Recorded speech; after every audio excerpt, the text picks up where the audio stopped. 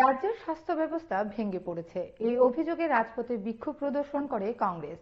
এদিন সদর জেলা কংগ্রেসের উদ্যোগে রাজপথে মিছিল বের করা হয়। গোর্খাবস্তি স্বাস্থ্য দপ্তরের কাছে রাস্তায় বসে তারা বিক্ষোভ প্রদর্শন করেন। এই কর্মসূচির নেতৃত্বে ছিলেন যুব কংগ্রেস সভাপতি নীলকমল সাহা, শাহজাহান ইসলাম এবং জেলা কংগ্রেস সভাপতি তন্ময় রায়। তারা এদিন কিছু দাবি নিয়ে দপ্তরে ডেপুটেশন প্রদান করেন।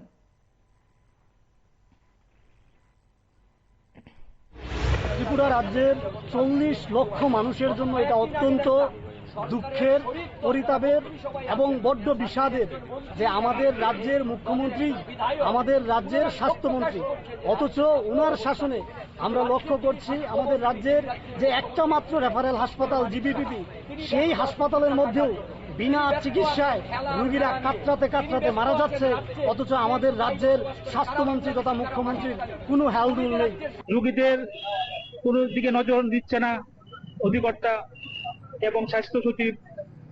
আমরা দেখতে পাচ্ছি যে আমাদের জেলা স্বাস্থ্য কেন্দ্রগুলিতে এবং উপস্বাস্থ্য কেন্দ্রগুলিতে যখন মায়ের কোলে শিশুরা পালস পোলিও খাওয়ার জন্য লাইনে দাঁড়িয়ে থাকে, তখন ডাক্তারবাবুরা এবং স্বাস্থ্যকর্মীরা পূজা নিয়ে ব্যস্ত।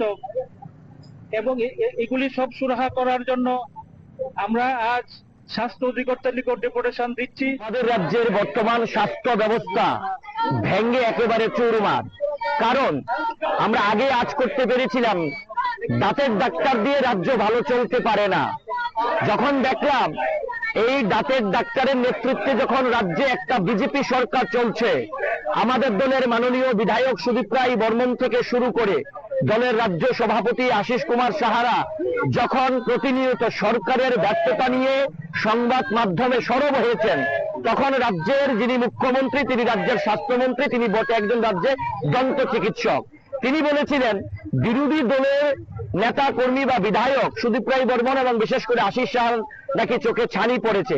সেদিন আমরা বলেছিলাম যখন দাঁতের ডাক্তার চোখের ডাক্তারের ভূমিকায় আছেন, সেদিন বুঝতে পেরেছি যে রাজ্যের স্বাস্থ্য ব্যবস্থা কোথায় দাঁড়িয়ে আছে।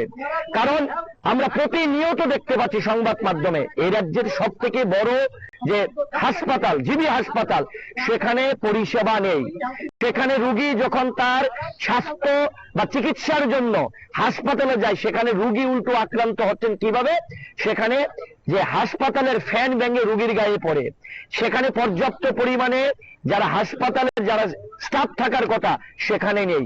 এই বক্তব্য শুধু কংগ্রেস দলের না, এর আগে আপনারা সংবাদ মাধ্যমে দেখেছিলেন ভারতবর্ষের মানবাধিকার কমিশনের একজন সদস্য ত্রিপুরা রাজ্যে কয়েক ঘন্টার জন্য রাজ্যে তিনি এসেছিলেন। তিনি জিবি হাসপাতালে ভিজিট করার পর তিনি সংবাদ মাধ্যমে এক প্রকার ক্ষোভ প্রকাশ করেছেন যে আমাদের রাজ্যে স্বাস্থ্য ব্যবস্থা ভেঙে চুরমার।